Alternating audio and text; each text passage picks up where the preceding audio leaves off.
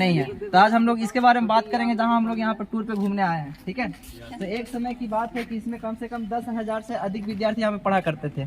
ठीक है, उसमें लगभग ये 1500 से 16 यहाँ पे गुरु हुआ करते थे, आचार्य हुआ करते थे पढ़ाने के लिए। अरे बस में तो उसको पढ़ाया जाता था। जब उस पढ़ाई के दौरान क्या हुआ कि उसे जब शिष्य था तो वो क्या था कि शिष्य जो था ना, वो घूमते घूमते यात्रा करते हुए, उन लोग शिष्य यात्रा करते थे। तो यात्रा करते करते क्या था कि वो एक मतलब जगह पहुंच गया, जिसका बख्तियार खिलजी की जगह पे वो पहुंच चुका था।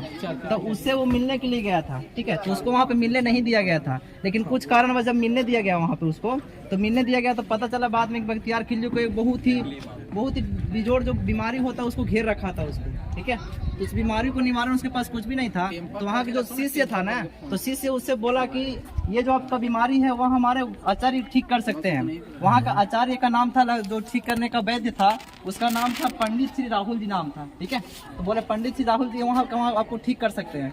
तो उसके अंदर एक जिज्ञासा जगह कि नहीं है, हम लगता है ठीक हो सकते हैं। तो उसके दौरान क्या हुआ, तो उसमें एक शर्त रखा कि हम इंडियन के जो बनाई दवा है औषधि है उसको हम लोग प्रयोग नहीं करें, हम नहीं उसको सेवन करेंगे। तो उसके लिए शर्त रखा गया। तो उसने बोला कि ठीक है, हम आपके लिए कुछ दूसरा उपाय सोचेंगे। तो उसने एक ग्रंथ रखा। ठीक है, तो बोला कि ग्रंथ ये पढ़िएगा तो पढ़ने से आपका ये ठीक हो जाएगा। तो उसमें क्या था कि बोला कि ठीक है, ठीक हो जाएंगे। तो जब उसको दिया गया श्री राहुल पंडित जी गुरु द्वारा, तो उसमें क्या हुआ कि जब उसको पढ़ना पलट के वो पढ़ता रहा तो उससे वो ठीक होता जाता रहा। ठीक है, वो बिल्कुल मुख्य रूप से ठीक हो गया। लेकिन जब ठीक हो गया तो वो पता लगाने की कोशिश किया। ठीक है, बख्तियार खिलजी कि आखिर हम ठीक कैसे हो गए। अरे बस ने तो वहाँ को पूछा कि हमारे जो यहाँ के मतलब लोग थे, यहाँ के जो इसको बोलते थे हम लोग हकीम बोलते थे, वो हकीम हम लोग ठीक नहीं कर पाए, ये कैसे हम लोग ठीक कर पाया।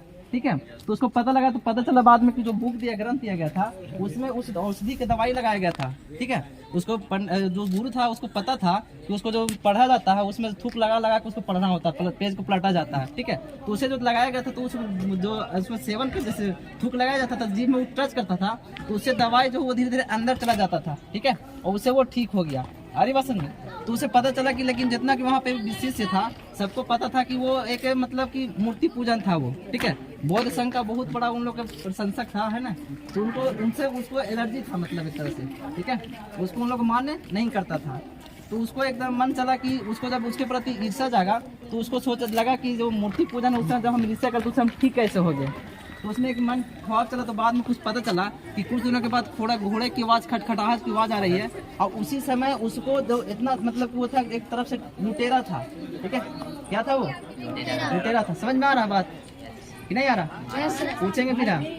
लुटेरा टाइप पे था। तो वो एक दिन हमला करके इस पे सारे को इसमें जला दिया गया। हजारों यहाँ पे विद्यार्थी मारे भी गए। कुछ विद्यार्थी जो है जो तिब्बत की ओर चले भी गए थे, जो अभी बौद्ध संघ का वहाँ पे स्थापना कर चुके हैं। ठीक है, तो वहाँ पे सब यहाँ पे जो बुक रहता था, वो एक पुस्तकालय रहता था, वो लगभग 5 से 6 महीने तक पुस्तकालय को चलाया गया था। 5 से 6 महीने तक आग उसमें लगा हुआ रहता था। मोटे मोटे पुस्तकें रहते थे, उसमें बहुत इतिहास था उसका, वो सब उसमें जल कर राख हो गया था। अरे बस तो इसका राख जब हो गया था, तो ये नालंदा विश्वविद्यालय वो पूरा ढक चुका था। किसी को पता नहीं था कि यहाँ नालंदा विश्वविद्यालय भी है। तो उसके बाद क्या हुआ कि एक चीनी यात्री था, जो चीनी यात्री था, जो अंग्रेज होते हुए इधर की ओर आ रहा था।